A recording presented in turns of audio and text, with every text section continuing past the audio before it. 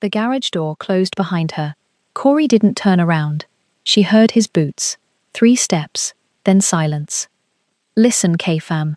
I need to tell you about this woman. Corey Goff. Black, beautiful, slender build. Botanist.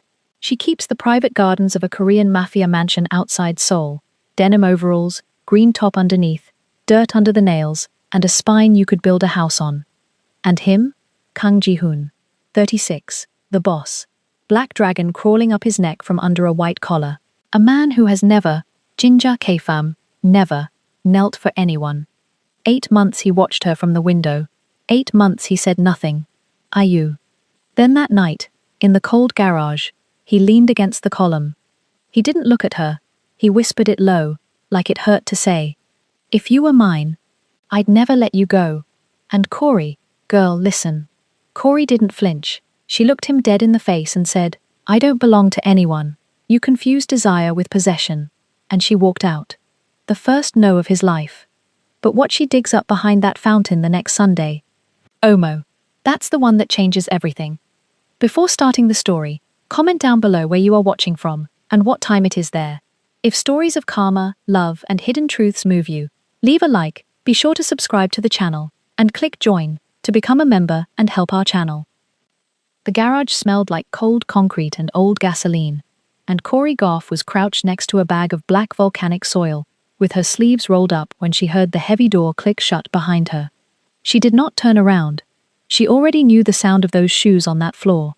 Italian leather, slow, deliberate, the kind of steps that never had to hurry because everything in this house waited for them.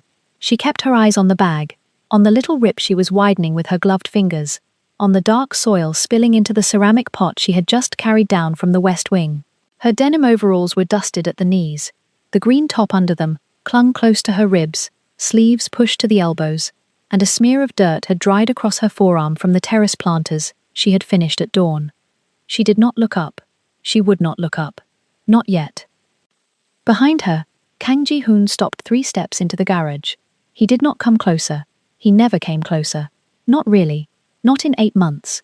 He would just enter a room and stand there the way a shadow stands, letting the temperature drop around him, letting the air understand who had arrived. Corey could feel him without turning. She could feel the exact place on the back of her neck where his gaze always landed, right below her hairline, right where the long black waves slid down over the shoulders of her overalls. She adjusted her grip on the pot. Her heart, traitor that it was, kicked once against her ribs. She pretended it had not. Miss Goff. His voice arrived low, careful, the way a man speaks when he is afraid of breaking something he is not sure he is allowed to touch. He spoke English with that clean, quiet accent of his, the vowels rounded, the consonants precise. In 8 months, he had never once raised it at her. Not once. Which, in a house full of men who raised their voices for a living, was maybe the strangest thing about him. Sir. She kept working. She pressed her palms into the soil and leveled it, then reached for the young magnolia sapling she had leaned against the wall. Her fingers were steady. She had trained them to be steady in rooms far worse than this one. He shifted. She heard the soft rustle of his suit jacket, the slight scrape of a shoe on concrete. He was leaning against the concrete column near the black sedan now, she guessed, because that was where he always stood when he came down here to watch her work, and pretend he was there for another reason. Aish. 8 months of the same choreography. 8 months of him inventing errands in his own garage.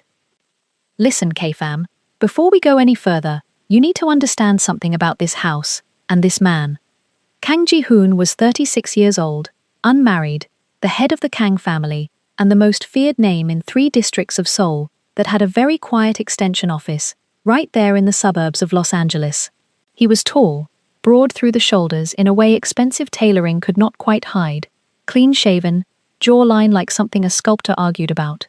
His black hair was cut short and combed straight back, and he had the kind of dark, tired eyes that had watched too many men beg. There was a Korean dragon inked in black up the left side of his chest, curling out of the collarbone and climbing toward the base of his neck. You only ever saw the tip of its tail when his white shirt shifted the wrong way.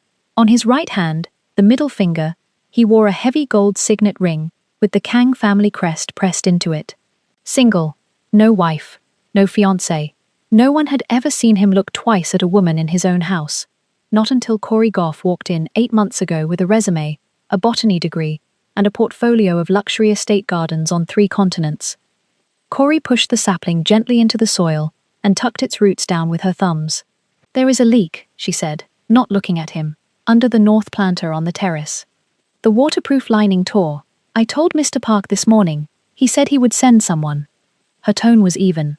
Business. Botanist to client. Nothing else in it. Nothing. "He will send someone," Ji-hoon said. A pause. "Or I will." Ige Moya. That was new. In 8 months he had never once offered to handle a repair himself. She let herself glance at him, just once, over her shoulder. He was where she thought he would be, shoulder against the column, black suit crisp, white shirt tight at the collar, black tie perfectly knotted. His hands were in his pockets, his eyes were on the concrete floor between them, not on her. That was the thing about Ji-hoon. He never looked at her the way the guards in the front hall looked at her when they thought she could not see. He looked away. He looked at the floor. He looked at the wall behind her head. He looked at his own shoes, as if her face was a place he was not permitted to enter without invitation. She turned back to the pot. She patted the soil down. She tried to breathe like a normal person. 8 months ago, when she first arrived at the Kang estate with her suitcase and her portfolio and a job offer that paid 3 times what any private client had ever paid her, she had thought the whole thing would last 6 weeks. A consultation, a redesign, a pretty renovation of the East Gardens, the koi pond, the moon terrace, the greenhouse in the back. In and out, clean check, move on. She had already promised herself she would not stay long enough to learn any of their names, because you did not learn the names of men who worked for a family like the Kangs. You did the job. You cashed the wire transfer. You left. Then, on her 3rd day, Kang Ji-hoon had walked into the greenhouse while she was up on a ladder repotting a dying orchid. He had stood in the doorway in a black suit at 11 in the morning, looked at the orchid, looked at the mess of soil on the tile, looked at the ladder, and said, very quietly, "Miss Goff, if that plant survives, name your salary." And then he had left. He had not once glanced at her body, not her legs on the ladder, not the way her top rode up when she reached. Nothing. Just the orchid. Just her hands. The orchid had survived. Of course it had, and her salary had tripled. And then it had started. The quiet, careful, unspoken thing. Ji-hoon appearing in doorways. Ji-hoon standing at the far end of the terrace at dusk with a glass in his hand, watching her prune the jasmine. Ji-hoon, in that first month, ordering Mrs. Han to move Corey's cottage from the far service wing to the guest villa near the reflecting pool, because the walk is too long in the rain. Ji-hoon, in the second month, having a small refrigerator installed in her workroom, stocked with the exact brand of coconut water she drank. Ji-hoon, in the third month, coming home from a 2-week trip to Busan, and pausing, just for a second, in the front hall, to ask Mrs. Han, in Korean, he did not know Corey was learning, whether Miss Goff had eaten dinner. Nay, she had. Mrs. Han had smiled at the floor. He never touched her. He never asked her out. He never spoke to her about anything other than the gardens, the flowers, the trees, the fountain, the koi. He would appear in the greenhouse and ask about soil pH. He would stop at the edge of the rose beds and ask about grafting. He would stand in the doorway of her workroom with a folder full of contracts under his arm and ask, in that low, careful voice, whether she needed anything from the city. And then he would leave. Every single time. He would leave before she could finish answering. 8 months. 8 months. And Corey Goff, who had promised herself no names, had learned every name in this house. Mrs. Han, the housekeeper, who had been with the family for 40 years, and who braided her hair for her once when she caught a fever. Mr. Park, the right hand, tall, cold, scar across the right jaw, who watched her the way a butcher watches a cow. The 2 young guards at the front gate, Min-jun and Do-yun, who called her Nuna and brought her mangoes from the kitchen. And him, Kang Ji-hoon, who had never once said her first name aloud. She realized she had been kneeling in silence too long. She cleared her throat. She stood up. She wiped her gloved hands on the front of her overalls. The garage light was cold and blue on the black cars, on the polished concrete, on the far wall where a rack of keys hung like small silver teeth. She turned to face him properly, at last, chin up, the way her grandmother had taught her to stand in front of white men in offices when she was 19 and freshly hired. "Was there something else, sir?" not a question. A door being shown to a guest. Ji-hoon did not move from the column. His hands stayed in his pockets. His eyes, at last, came up from the floor, and for one full breath he let himself look at her. Not the way men looked, not up and down, straight to her face, straight to her eyes, as if he had been rationing this for weeks and had allowed himself one sip. His mouth was a straight, tired line. There was something in his jaw that was working, tightening, releasing. "You have been here 8 months," he said. It came out flat, careful, as if he had rehearsed it in the car. "Are you happy, Miss Goff?" The question landed in the cold garage air like a stone dropped in a glass. She felt her throat close for one beat. She swallowed. She kept her face very smooth. "The gardens are progressing well, sir. The east border will bloom by April, the magnolias by May. The greenhouse retrofit is on schedule." "That is not what I asked." "I know what you asked." His jaw worked again. He looked down at the concrete for a long moment, and she watched the top of his head, the neat black hair, the tension in the line of his shoulders. When he looked back up, his eyes were darker than she had ever seen them. Not angry, tired, hungry maybe, but the kind of hunger that had learned not to reach for anything. "Then I will not ask it again," he said. "Forgive me. Agu. Forgive me." He had said forgive me. In 8 months, she had not heard those 2 words come out of that man's mouth to anyone. Not to Mr. Park, not to Mrs. Han, not to the men on the phone who called the house at 3 in the morning speaking a Korean so fast and low it sounded like a river running over stones. And now to her, in a cold garage, over a pot of dirt. She looked away first, she had to. She reached for the trowel on the floor because her hands needed something to do. Behind her, she heard him push off the column. She heard those slow, deliberate shoes come 1 step closer, then 2, then stop. Not close enough to touch her, never close enough to touch her, but close enough that she could feel the warmth of him through the cold air, could smell the very faint clean cedar of whatever expensive thing he wore, could hear him breathe out once, slow, controlled, like a man setting down a weight he had been carrying too long. "Miss Goff." His voice had dropped even lower now, so low that if the garage had not been so silent, she would have missed it. "May I say something? Once, and then I will not say it again." She did not turn around. She could not. Her hand tightened on the trowel. "Sir." There was a pause. She could hear her own heart. She could hear a distant faucet dripping somewhere in the wash bay. She could hear him breathing behind her, controlled, careful, the way a man breathes when he is holding a knife against his own throat. Then he stepped closer, not close enough to touch, just close enough that she could feel the shape of his body behind her right shoulder. His breath moved the smallest strand of hair at the side of her neck, and when he spoke, he did not speak in that careful public voice she had heard for 8 months. He spoke in a whisper, so quiet it was almost only breath. "If you were mine," he said, "I would never let you go." The trowel almost slipped from her hand. She caught it. Her whole body went hot, then cold, then hot again. She did not turn. She did not breathe. She stared at the far wall of the garage, at the rack of silver keys, at nothing. In her chest, something very old and very well trained locked its jaw and refused to move. Ji-hoon did not touch her. He did not step closer. He waited exactly 1 breath, as if to give her time to slap him, to run, to scream, to laugh. And then, when she did none of those things, he took 1 step back, then another. She heard his shoes on the concrete, retreating. She heard him stop at the door. She heard the soft click of the latch. And then he was gone.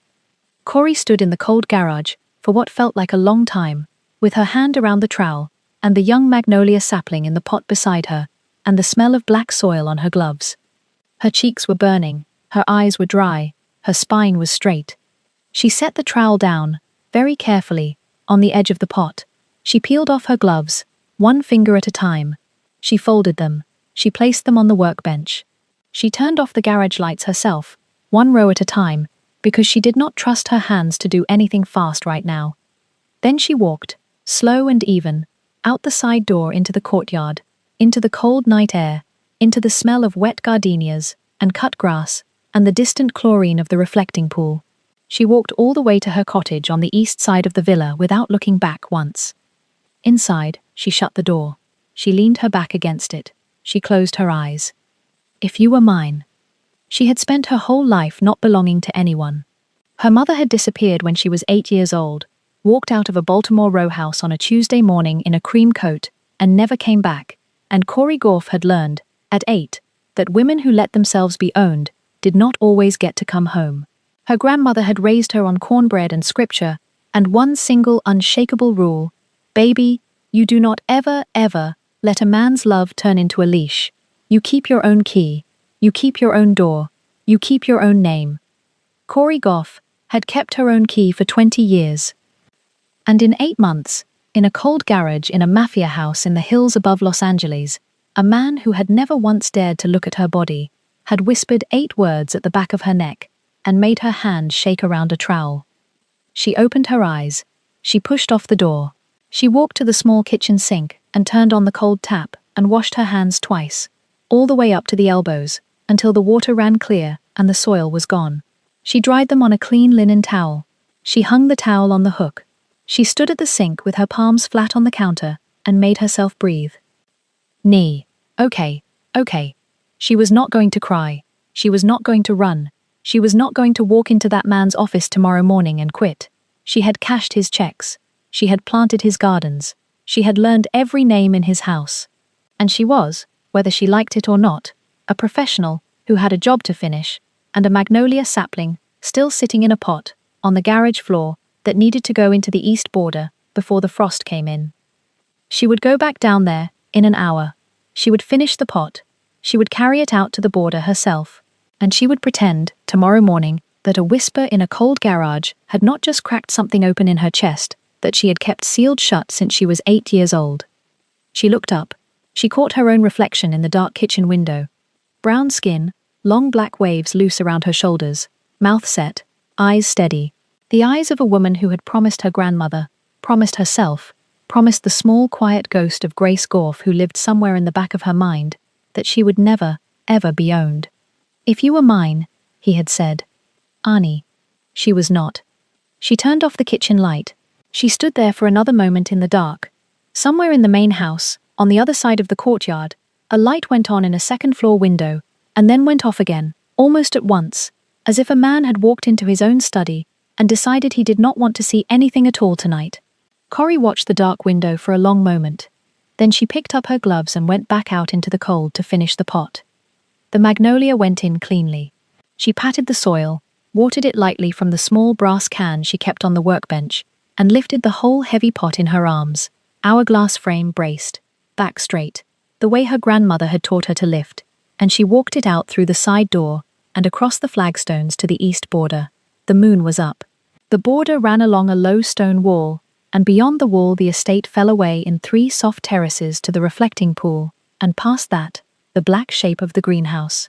She set the pot down at the empty place she had prepared that morning, knelt in the wet grass, and pressed the magnolia into the earth. Behind her, at the top of the terrace, a shadow moved once, at a second-floor window. She did not look up. She knew. She patted the soil around the young trunk, and whispered, only to the tree, only to herself, in a voice too low for anyone else to hear. You are going to grow here. And you are going to belong to nobody but yourself. Then she stood up, wiped her hands on her overalls, tipped her head back to the cold sky, and let the night air move through her lungs one long, slow time. Listen, K-fam. When a man like Kang Ji-hoon whispers 8 words at the back of a woman's neck in a cold garage, and that woman does not answer, and does not turn, and does not run, something in the house shifts. Something in the walls hears it. And upstairs, in his dark study, behind a window he has just turned the light off in, that man is standing very still, with his hand flat against the glass, watching a small figure in a denim jumpsuit kneel in the moonlight at the edge of an empty border, and he is learning, for the first time in his life, that there are women in this world who will bury a magnolia in your soil, and refuse, absolutely refuse, to bury themselves along with it. Mark my words, K-fam, that is the sound a story makes when it is about to catch fire. The magnolia is planted, the earth is patted flat, and Corey Goff stands up in the moonlight, with denim knees darkened by soil, and a small trembling in her jaw that has nothing to do with the cold. She does not look up at the window where Kang Ji-hoon is watching. She does not have to. The whole east wing of the mansion is dark except for that one square, and even with the light snapped off, She can feel the weight of a gaze pressed flat against glass. She wipes her hands on the front of her jumpsuit. Slow, deliberate. Like a woman signing her name at the bottom of a page nobody handed her permission to sign.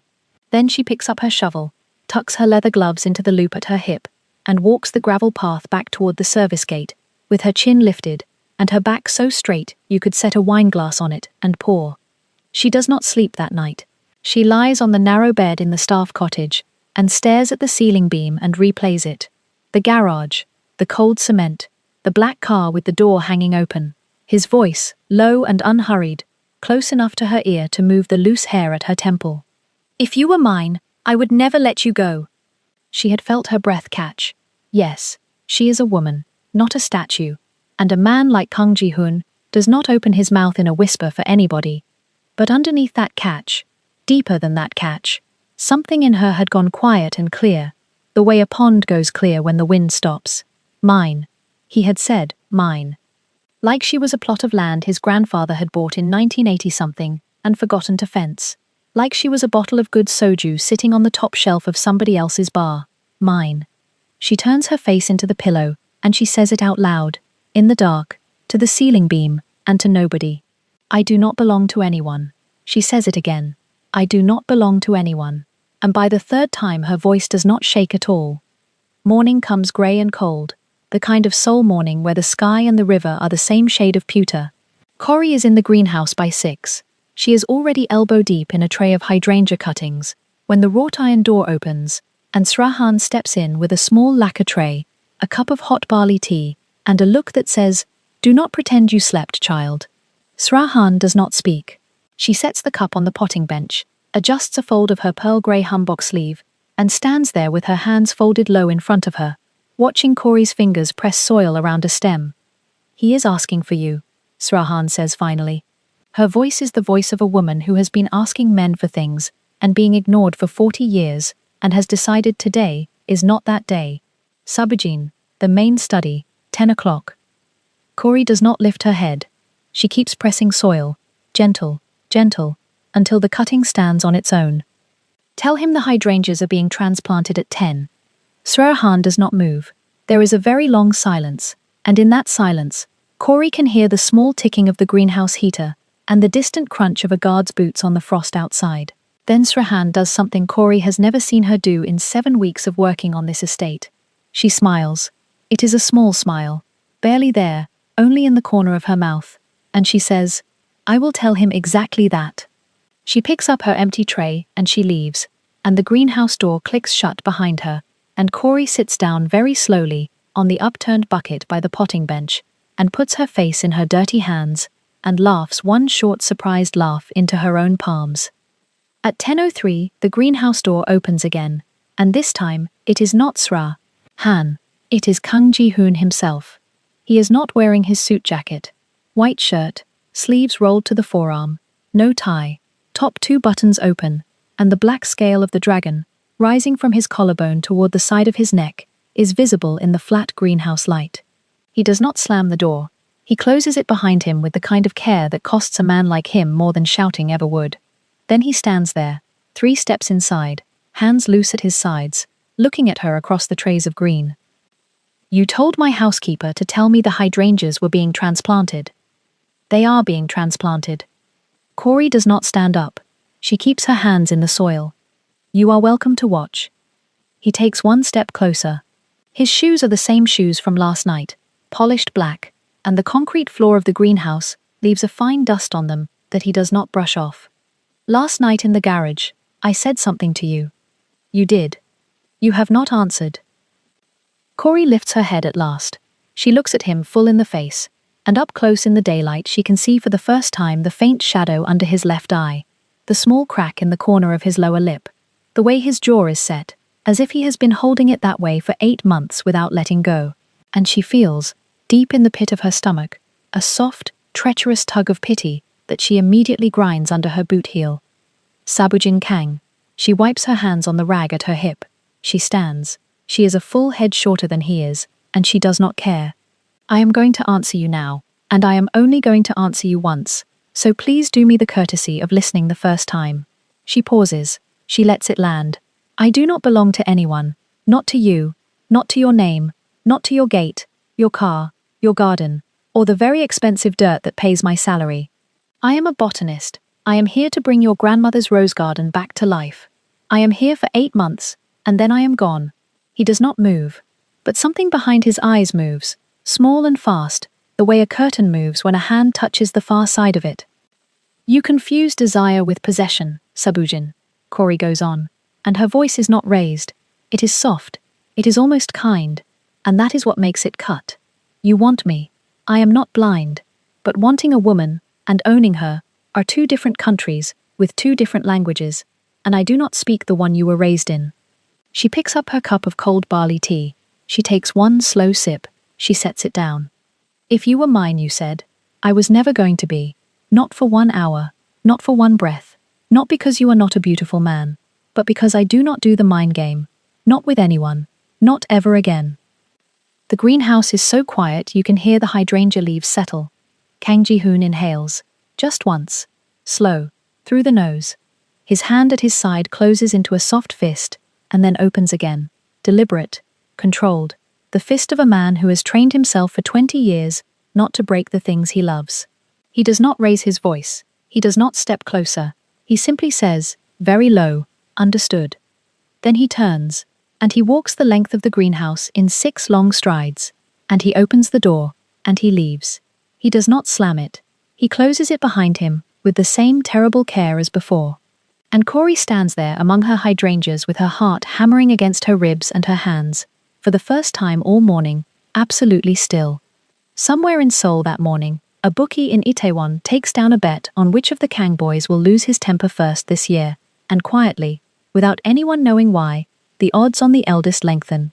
It is the first no of Kang Ji-hoon's adult life, spoken by a woman in a denim jumpsuit with soil under her nails, and the whole estate does not know yet that the ground has just moved under all of them. For the next 3 weeks, Corey works.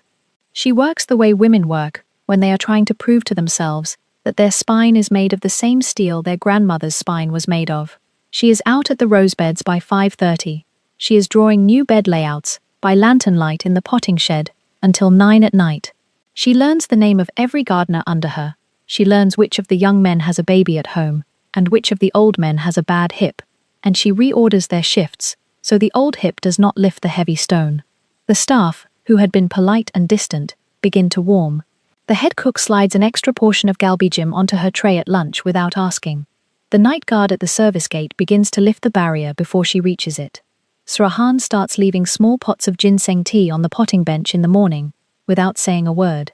Kang Ji-hoon, she does not see. Not once, not at breakfast, not in the halls, not on the paths. His black car comes and goes at the front gate at hours she is careful to be behind the greenhouse for. Once, at dusk on a Thursday, she sees the shape of him standing on the far balcony of the east wing, hands in his pockets, watching the sun go down over the west garden. She turns her face into the collar of her jumpsuit and walks the other way. He does not call her name. He does not send Srahan. He does not send Park. He simply lets her have the estate, the way a man lets a wild thing have the forest, and she does not know yet whether that is respect or strategy, and she does not want to know. The rose garden begins to breathe. The dead canes come out. The soil is turned, amended, tested, amended again. The old varieties, the ones his grandmother had planted with her own hands in the 60s, are labeled and lifted and repotted in the greenhouse to overwinter. The new varieties are ordered from a nursery in Jeju. Corey works the beds herself, on her knees in the cold, and she does not think about a man's voice in a garage. It is on a Sunday morning, the 4th Sunday of her work, that the ground gives up its secret. She has decided to move the old stone fountain that sits dry and cracked at the center of the west garden. It is a heavy piece, dolphin figures worn smooth, and the base has settled unevenly over the decades. She wants to level the ground, repair the base, get the water running again by spring. Sunday is quiet. The staff is on half day. The gardeners are with their families. Corey pulls on her boots and her leather gloves, and she takes a shovel, and she goes to the fountain alone, because Sunday is the day she likes to sweat and think. The stone is heavy. She uses a pry bar and a wooden roller she stole from the tool shed, and inch by inch she walks the dolphin base off its footing. It takes her an hour. When it is finally clear, she stands with her hands on her lower back and looks down at the exposed circle of earth, and she can see immediately that the ground beneath the fountain is not the same ground as the ground around it. It is looser, it is a different color. Somebody has dug here before, and dug carefully, and put the fountain back on top. Her stomach tightens. She does not know why, she just knows. She starts to dig. The first foot is just soft loam. The second foot brings up an old copper coin, green with age. She sets it on the lip of the fountain hole, and keeps going. Her breath is short. The morning is cold, and there is nobody in the west garden but her and a magpie on the wall. On the third foot, the tip of her shovel hits metal. Not the ping of a coin, the dull, heavy tock of a box. Corey goes to her knees. She uses her gloved fingers, then the trowel, then her fingers again. She scrapes soil off the top of it. It is a small tin box, rectangular, the size of a hardcover book. Olive green paint, mostly rusted off, the corners eaten by earth. There is a keyhole in the front, but the lid is not locked. The latch has rusted through. Her hands are shaking so badly she has to press her palms flat on her thighs and count to 10 in Korean, Hanadul set net, before she can lift it out. She sets the tin box on the stone lip of the fountain. She opens it. Inside is a folded oilcloth. Inside the oilcloth is a small stack of things. A pressed flower, so old it is only the ghost of a flower, brown and papery. A silver hairpin with a small enamel butterfly, one wing chipped, a folded piece of onion skin paper, and, on top of everything, a single sepia photograph, edges softened by damp, the image still clear enough to punch the breath out of a grown woman's chest. A young black woman, 30 and something years old, standing in a garden that Corey is standing in right now. She is wearing a light blouse with a high collar, small pearl earrings. Her hair is cut short in a 90s bob. She is smiling straight at the camera, unafraid, one hand resting on the stone rim of this same fountain, back when the dolphins were new and the water was running.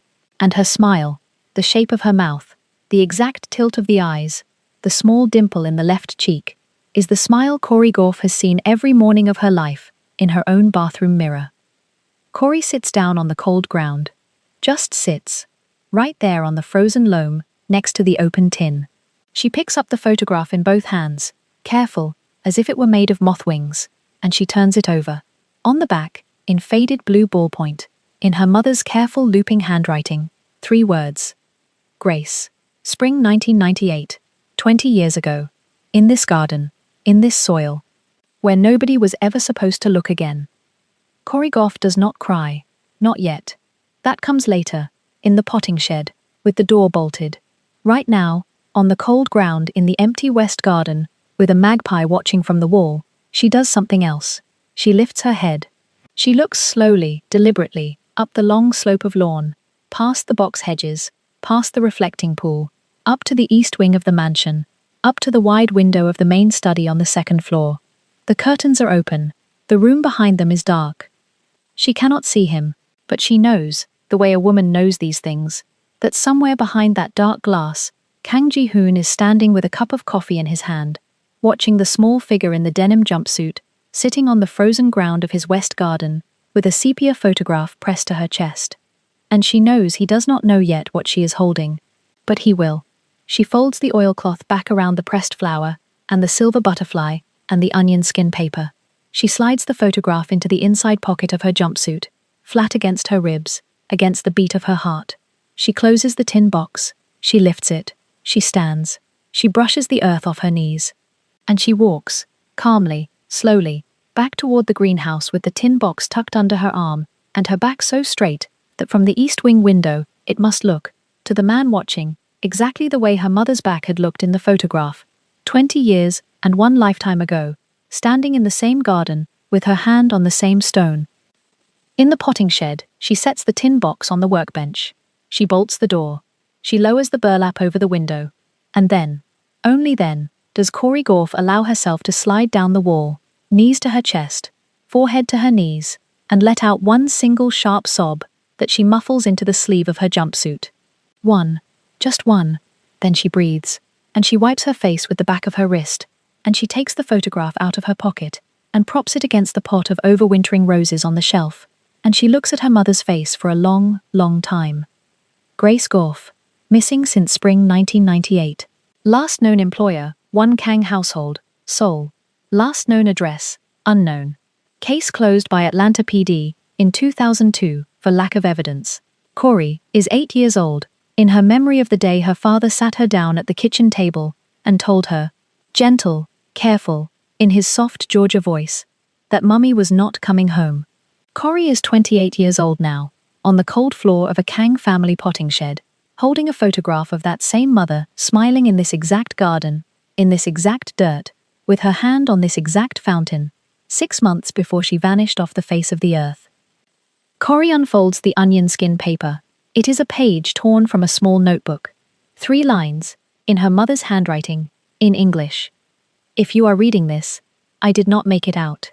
The truth is under the magnolia, in the east bed. Do not trust the older brother. Corey reads it 3 times, then she folds it, very slowly, along the exact same creases. She puts it back in the oilcloth. She puts the oilcloth back in the tin. She closes the lid. She sits on the potting shed floor with her arms wrapped around her knees, and she watches the winter light move across the burlap on the window, and she thinks about a man who last month said the word mine to her in a cold garage, and about the older brother her mother told her not to trust, and about the magnolia she planted in the east bed under a moon, while that same man watched her from a dark window and learned for the first time that she would not bury herself in his soil. Somewhere in the house a clock chimes noon. Corey Goff opens her eyes. She stands up. She dusts the potting shed dirt off her jumpsuit. She picks up the tin box, and she does not put it back in the ground. She carries it to the loose floorboard under the third potting bench, the one only she and Sra Han know about, and she lifts the board and she slides the tin into the dark space beneath, and she sets the board back down, and she steps on it once, hard, to seat it flat. Then she unbolts the door. She lifts the burlap.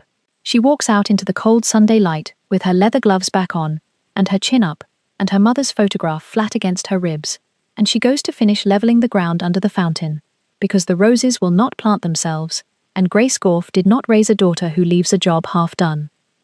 And upstairs, behind a study window on the second floor of the east wing, a very still man in a white shirt, with the top buttons open, and a black dragon rising toward his throat, sets down a cup of coffee that has gone cold in his hand, and watches a woman in a denim jumpsuit walk back out into his west garden, carrying nothing, and does not know yet that the ground under his family's fountain has just given up its secret, and that the 8 months she promised him are about to become the 8 months that undo everything the Kang name was built on. Mark my words, K-fam.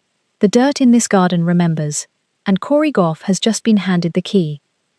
The dirt under Corey's fingernails does not wash out that night. She stands at the marble sink in the servants' wing bathroom, scrubbing with a nail brush, and the water runs grey, then brown, then almost black, like the garden itself is refusing to leave her hands. She stares at her own face in the mirror above the basin, and she sees her mother's mouth. She has always known she has her mother's mouth. Tonight it is the first time the mouth has ever looked back at her from 20 years ago. She sleeps 4 hours. Bad 4 hours. Cheap 4 hours. The kind where you keep waking up because your body thinks it heard footsteps. At 5 in the morning she gives up, pulls on the denim overall over the tight green blouse, ties her boots, and walks back to the garden shed with the sepia photograph folded flat inside the front pocket of the overall, pressed against her ribs like a second heart. She works. That is what she knows how to do. She works the roses first, then the boxwood hedge along the south wall, then the koi pond filter, because the koi do not care about dead mothers, and neither should the pond. Her hands move on muscle memory. Her head is somewhere 20 years back, in a house she has never seen, wearing a uniform she has never worn, calling a little girl her baby. By 8, the sun is up over the east wall, and Kang Ji-hoon has already left the estate. She hears the black sedan pull out through the front gate, from all the way at the koi pond. She keeps working. She does not want to see him yet. She does not trust her own face yet. At 10, Sir Han finds her. The old Korean housekeeper does not walk across grass. She walks around it, along the flagstones, the hem of the grey hanbok, not moving even a millimeter out of place, silver bun tight, small hands folded in front of her.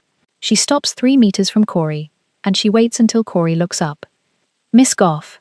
The voice is dry paper. The master requests you for breakfast. Corey wipes her forehead with the back of her forearm. Tell the master I already ate. Srahan does not blink. The master requests you for breakfast. There is a small pause. The two women look at each other, and there is a whole conversation in that pause that neither of them says out loud. Srahan's eyes are old and tired, and they are also, Corey realizes for the first time, kind. Not warm. Kind is a different thing than warm. Kind is when someone has decided you deserve to know something, and they are trying to figure out how much they are allowed to tell you. Srahan. Corey keeps her voice low. Did you know my mother? The old woman's face does not change. Her hands do not move. But something behind her eyes closes like a door. Breakfast is in the east sunroom, Miss Goff. The master does not like to wait. She turns and walks back along the flagstones. Corey watches her go, and she files that closed door away, in the same drawer where the sepia photograph now lives. The east sunroom is all glass and cold morning light. Kang Ji-hoon is at the head of a long teak table, with a single porcelain cup of black coffee and a folded newspaper he is not reading. Paleto off, white shirt, top 2 buttons open. The black dragon climbing up out of the shirt onto the left side of his throat, tail curled against his collarbone, mouth open at his jaw. He does not stand when she walks in. He gestures once at the chair on his right. She does not sit. She stays standing at the far end of the table, with her hands loose at her sides, and dirt still under her nails. He looks at her hands. He looks at her face. He does not comment.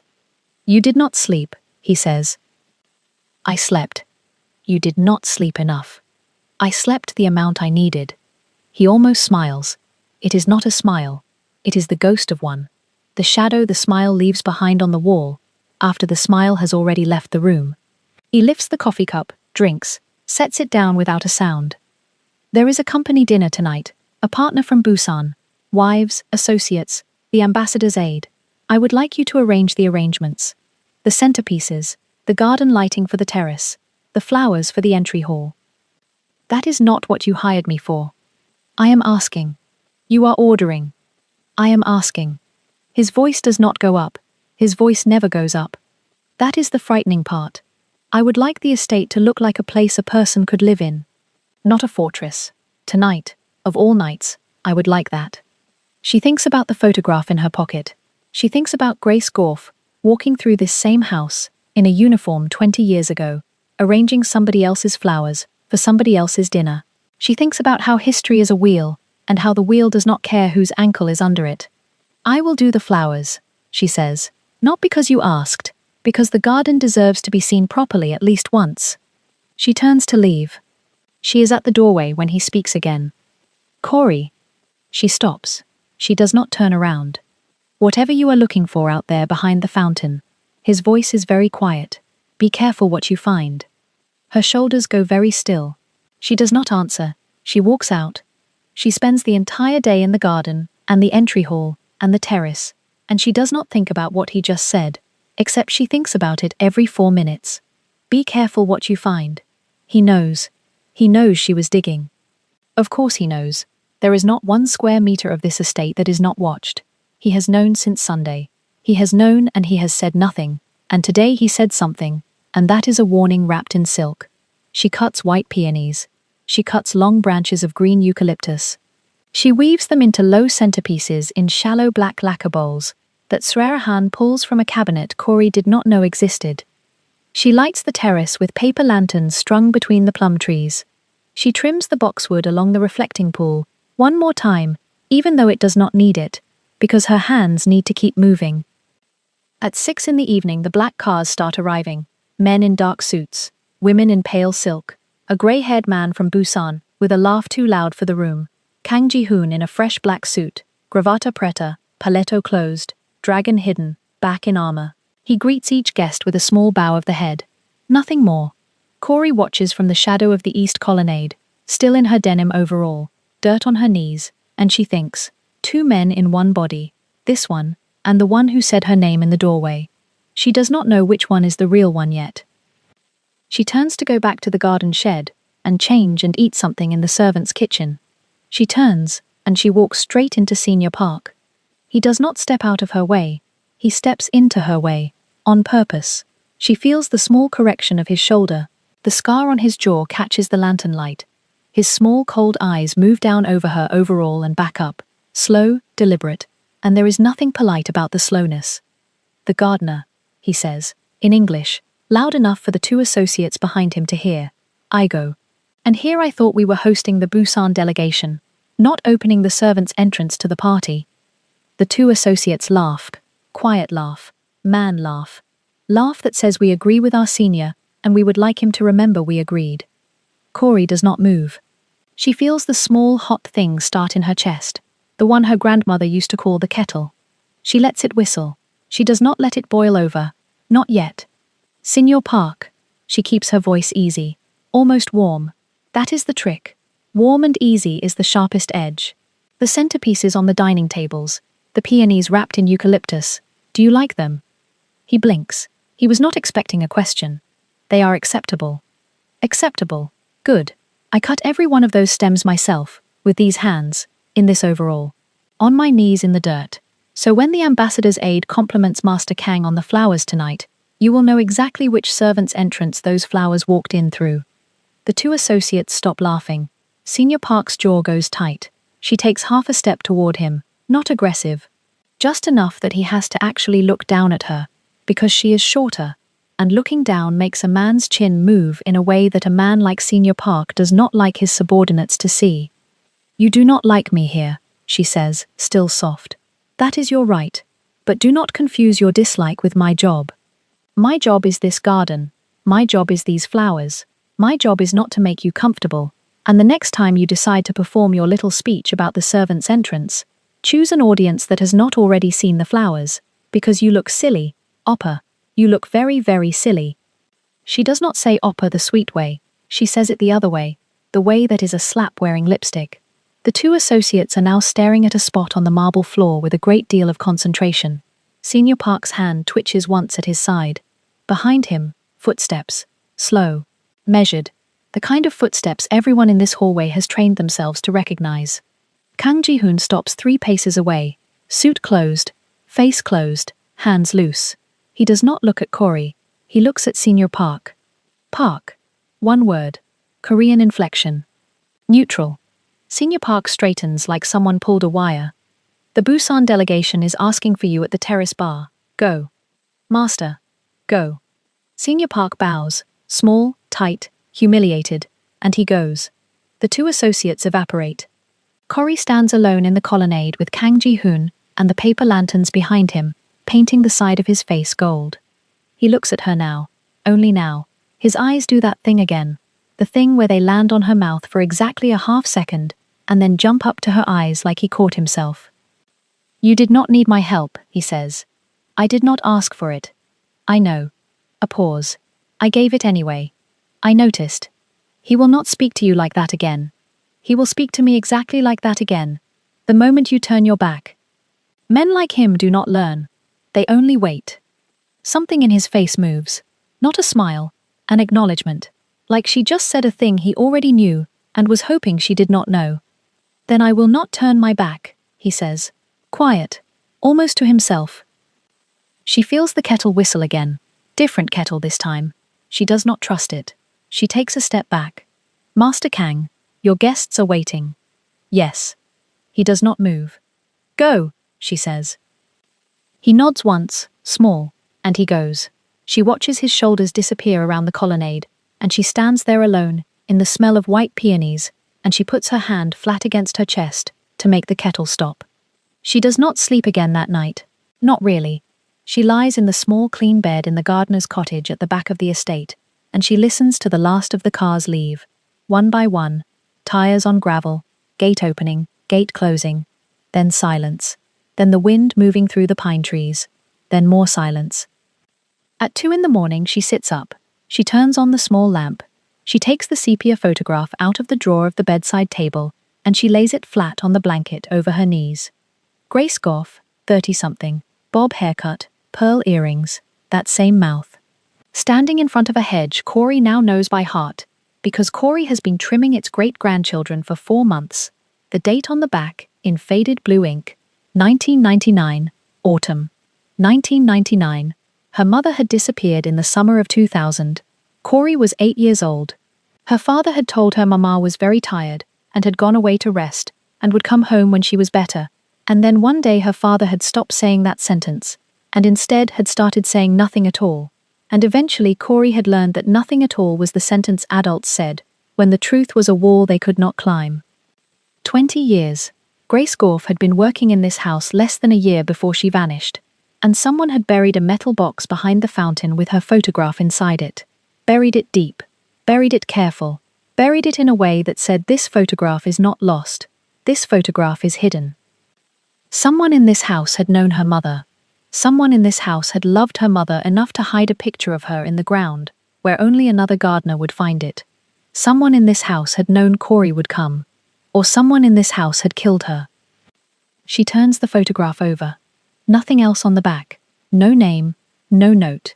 Just the date in that faded blue. She turns it back. She looks at her mother's eyes and she says, out loud, to the empty little room, "Okay, Mama, okay, I hear you." She sleeps then. 2 hours. Deep 2 hours. The kind where you do not dream, because your body finally knows what it came here to do. At dawn, she is back at the fountain, with a smaller trowel and a headlamp. She widens the hole she dug on Sunday. She sifts through the dirt with her bare fingers. She finds nothing new. No second box, no papers, no keys, no coins. Whoever hid the photograph, hid only the photograph. That is a message on its own.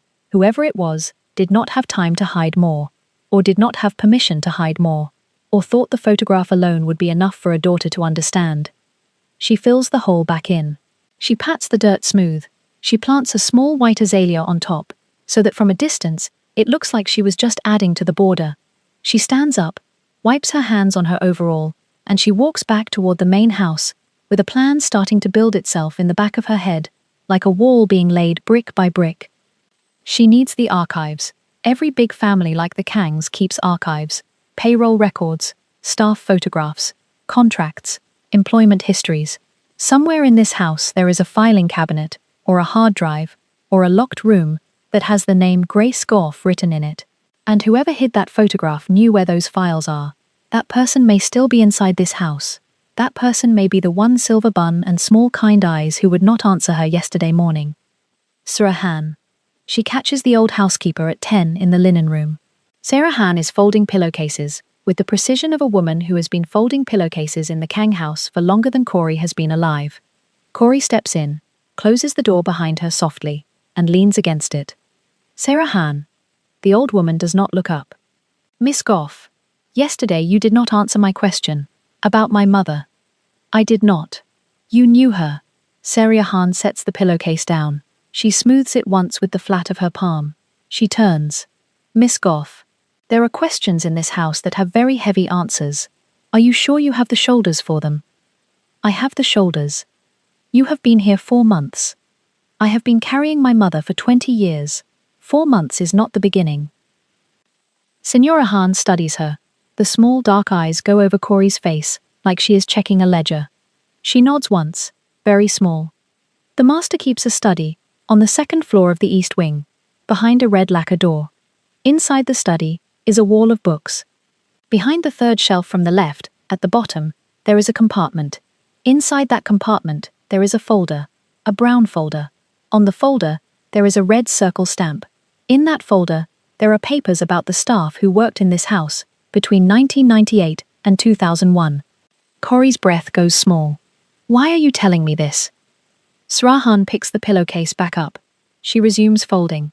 Because your mother made me promise, 20 years ago, that if a daughter ever came to this door with her mother's mouth, I would open the 2nd door for her. I have opened the 2nd door. What you do next is your business. Samura Han. Go, Miss Goff. The master is in Seoul until Thursday evening. You have 3 days. Do not waste them on gratitude. Corey's throat is very tight. She swallows once. She nods. She opens the linen room door and she goes. She waits until the estate is quiet. 2 in the afternoon. Kitchen staff on break. Senior Park in the West Wing, dealing with delivery logistics. Srahan in the laundry. The East Wing corridor is empty and cool, and the tall windows throw long bars of light across the parquet floor. The red lacquer door is at the end of the corridor, unlocked. She checked yesterday when she came back from the linen room.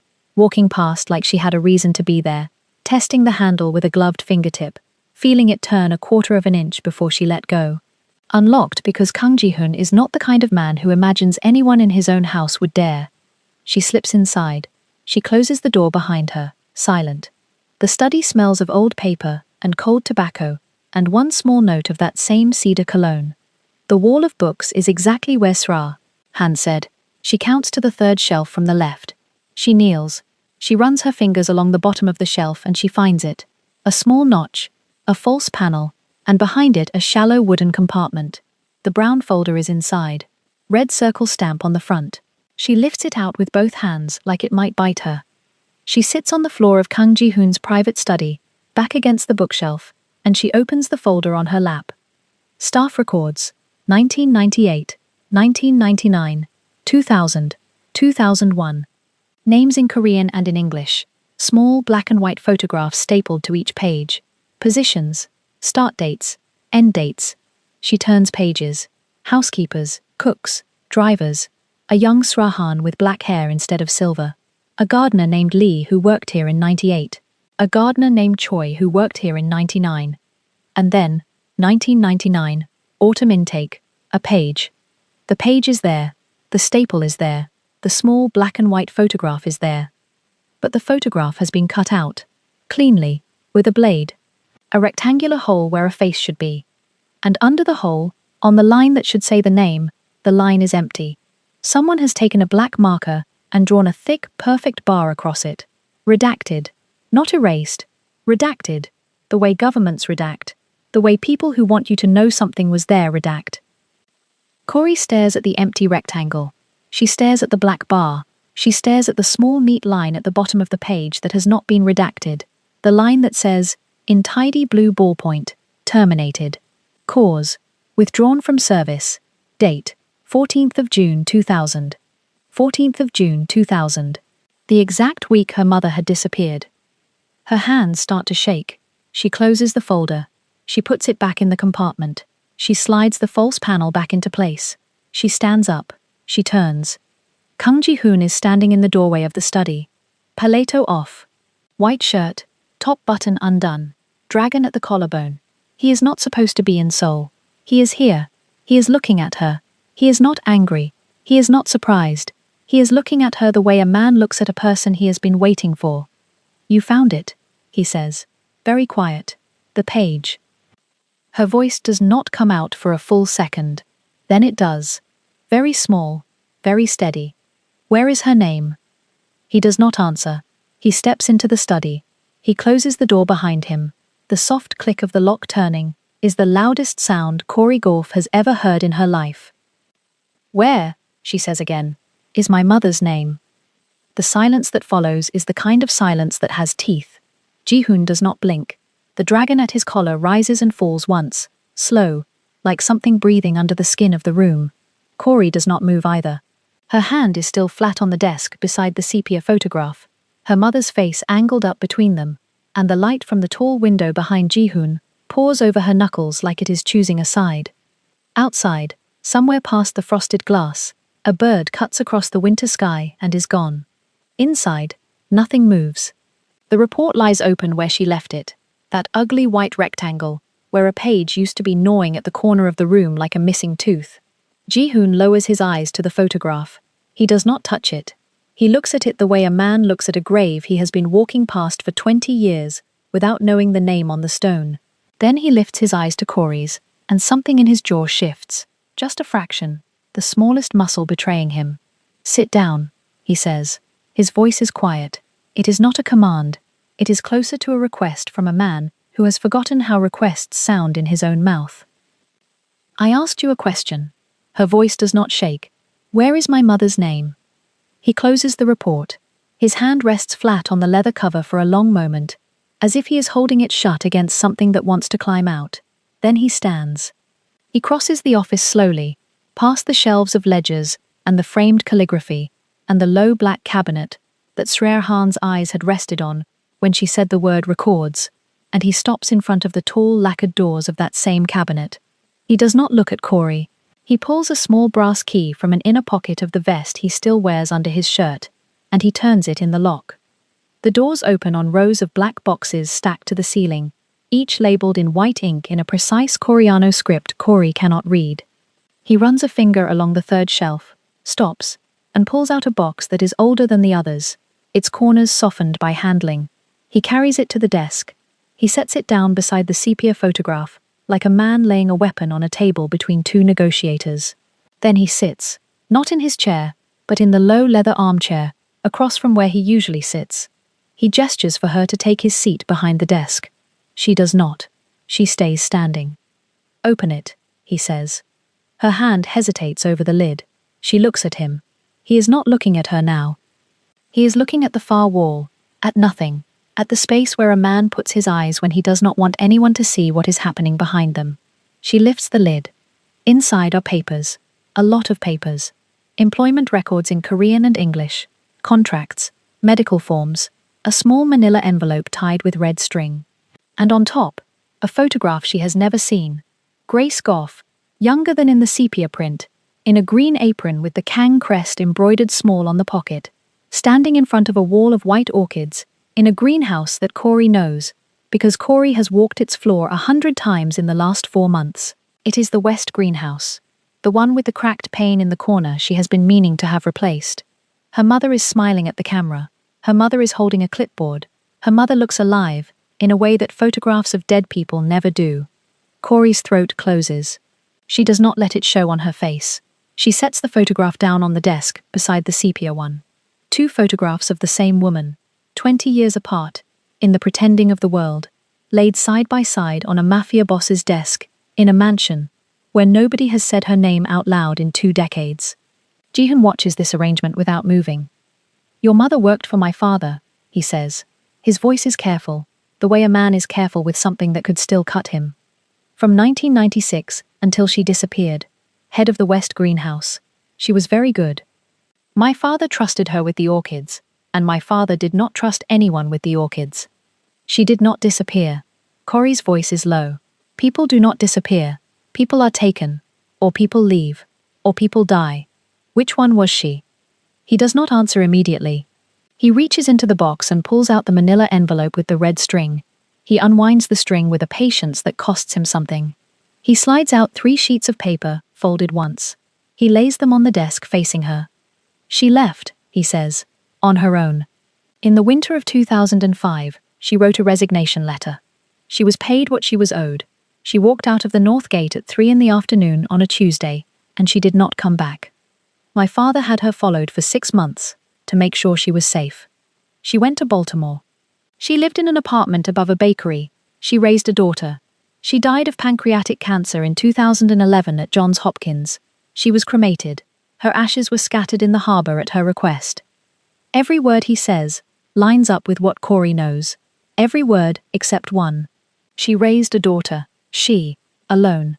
And the daughter, aged 6, when her mother appeared on her grandmother's doorstep, with a suitcase, and no explanation, had grown up believing her mother had never worked anywhere she could not name. "Why did she leave?" Corey says. Jihoon's jaw tightens. He looks at the sepia photograph. "Because my father asked her to do something," he says, "that she would not do, and she was right to refuse.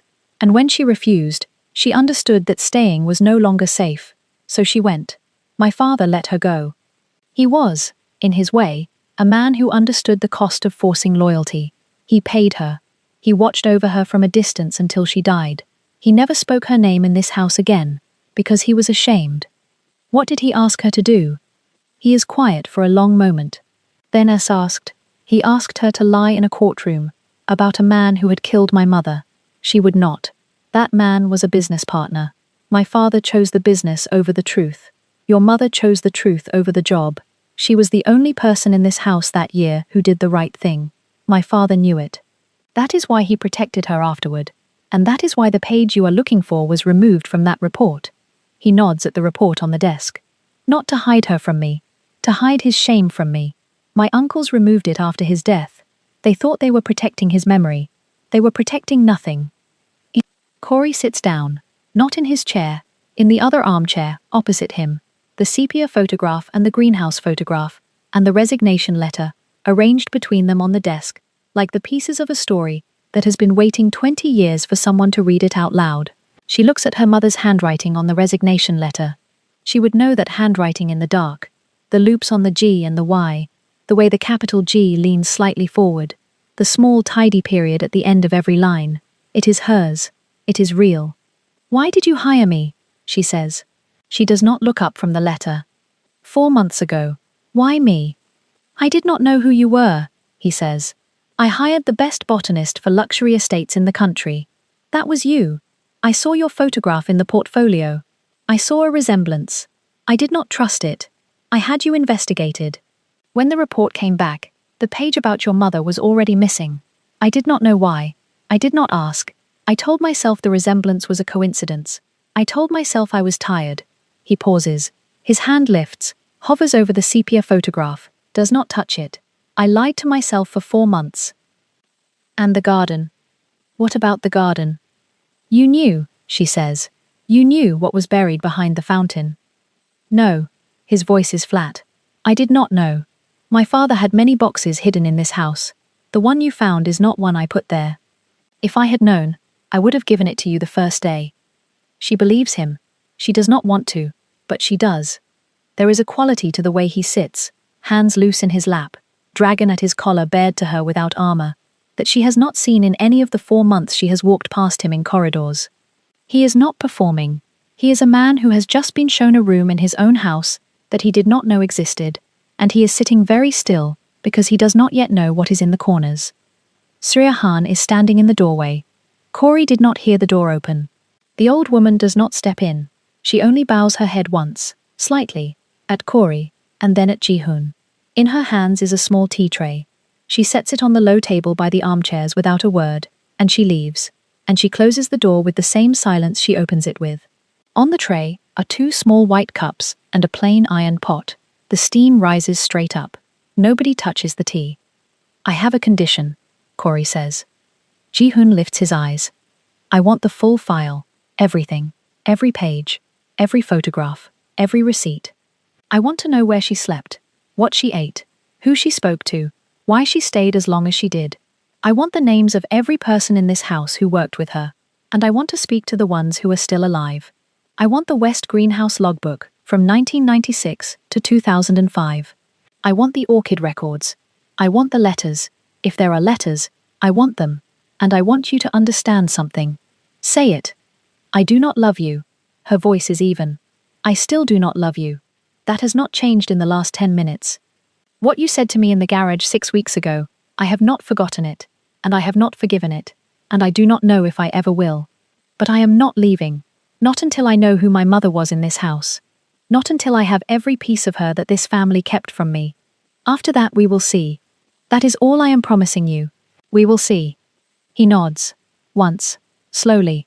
The dragon at his collar rises with the breath he takes, and falls with the breath he releases, and for the first time since she has known him, his shoulders drop half an inch, as if a weight he had been carrying without naming has been set on the floor between them. "You will have all of it," he says. "By tomorrow morning. Every page, every photograph, every name. I will bring the boxes to the West Greenhouse myself. You can read them there. It is quieter." "Fine. And Corey?" She looks at him. "Thank you." She does not answer. She stands. She picks up the sepia photograph. She does not take the greenhouse photograph, not yet. That one she will come back for. She walks to the door. Her hand is on the handle when he speaks again, low, almost to himself. "She was kind to me," he says. "When I was a boy, when my mother died, she was the only person in this house who spoke to me like I was still a child. I did not remember her name. I remembered her voice." Corey's back is to him. She closes her eyes for 1 second. Then she opens them, and she turns the handle, and she walks out. In the corridor, Sriyahan is waiting by the tall window. The old woman does not speak. She only reaches out and, with a gesture so small it is almost invisible, touches the sleeve of Corey's overalls with 2 fingers, and lets her hand fall. Corey nods. The old woman nods back. Neither of them says a word. Corey walks down the long hallway, with the sepia photograph pressed against her chest under her folded arm, and the winter light through the tall windows lays down long pale rectangles across the black marble floor, and behind her, the door to the office stays closed. The weeks that follow are quiet in a way the mansion has not been quiet in a long time. The boxes come to the West greenhouse the next morning, as promised. Ji-hoon brings them himself, 3 trips, in his shirt sleeves, without a word. He sets them on the long workbench under the cracked pane in the corner, the one Corey still has not had replaced, and he leaves. He does not stay to watch her open them. He does not ask what she finds. He comes back 3 days later with a 4th box she had not known existed, and he sets it beside the others, and he leaves again. This is how it goes for 3 weeks. He brings, he leaves. He does not push. Corey reads. She reads at night in her cottage by the low lamp, and she reads in the greenhouse at midday with the orchids breathing around her, and she reads at the workbench with a mug of tea Srahan brings her without being asked. She learns the shape of her mother's day. Grace Gorf arrived at 6 and left at 4, taught grafting on Wednesdays, went to a small Baptist church on Sundays, and came back with sweet potato bread for the kitchen staff.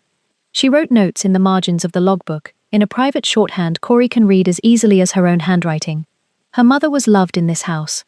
Not by everyone, by Srahan, by the old gardener who died in 2008, by the cook who is still alive, and who, when Corey goes to see her, weeps for a full minute before she can speak, and then tells Corey 3 stories that make her laugh out loud for the first time in weeks.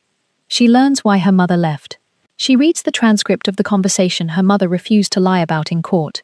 She reads the letter Ji-hoon's father wrote to her mother in 2006, 1 year after she left, an apology in careful English on heavy paper, unsent, folded once, and kept in an envelope at the bottom of the 4th box. She reads the receipts for the money the old man sent every month to a bank account in Baltimore for 6 years, until Grace Gorf died and the transfers stopped. She reads a small card, in her mother's handwriting, addressed to no one, folded inside the last envelope. It says, in English, "I forgave him a long time ago. Tell him if he needs to hear it." It is dated 2010, 1 year before her death. Grace had known. Grace had forgiven. Grace had left the door unlocked from her side. Corey gives that card to Ji-hoon. She does not say anything when she puts it in his hand. He reads it standing up in the doorway of the West greenhouse, and he does not move for a long time, and when he finally lifts his eyes, they are wet, and he does not try to hide it. He nods once. He gives the card back to her. He walks out. The garden changes in those weeks too. Corey works longer hours than she has ever worked. She replants the beds behind the fountain that had gone half wild in the winter. She restores the pergola on the east lawn. She has the cracked pane in the west greenhouse replaced. She teaches 2 of the young gardeners how to graft orchids the way her mother taught the old gardener in 1998. She digs a new bed at the exact spot where she found the metal box, and she does not tell anyone what she is going to plant there, and nobody asks. Senior Park is gone. He was reassigned to a warehouse office in Busan the week after the incident in the corridor, and he did not come back. Nobody speaks his name. Senior Han moves through the house with a small, quiet lightness Corey has not seen before, and one afternoon, in the kitchen, the old woman puts a hand on Corey's cheek for exactly 1 second, and says, in careful English, "Your mother would be very proud of you," and then she turns back to the stove as if nothing happened. Corey does not cry until she is back in the greenhouse. On a Sunday in early spring, the garden is alive again. The magnolias behind the fountain are in bud. The wisteria on the east pergola has begun to open. The white orchids in the west greenhouse are in the second wave of bloom Grace Gorf wrote about in the logbook, the one that comes when you feed them the exact ratio her mother had worked out on graph paper in 1999, and Corey has followed the ratio to the gram. The air smells of turned earth and green things waking up. The light is the pale gold of a morning that has not yet decided how warm it will be. Corey kneels in the new bed behind the fountain, the one at the exact spot where the metal box came out of the ground. In her hands is a young magnolia sapling, its roots wrapped in burlap, the trunk no thicker than her wrist. She has chosen a white magnolia, the same variety as the ones her mother wrote about most often in the logbook. She sets the root ball in the hole she has dug. She adjusts it once. She begins to fill the hole with the dark compost she made herself from the leaves of last autumn, and she pats the soil down around the base with her bare hands. There is dirt on the knees of her overalls, and dirt on her forearms, and dirt under her fingernails, and she has never in her life been more exactly where she is supposed to be. She hears the footsteps before she sees him. She does not turn. She knows the sound of his walk by now. He stops 3 meters behind her. Not 2, not 1, 3, far enough that she can turn if she wants to, and be alone if she does not. She finishes patting the soil. She sits back on her heels.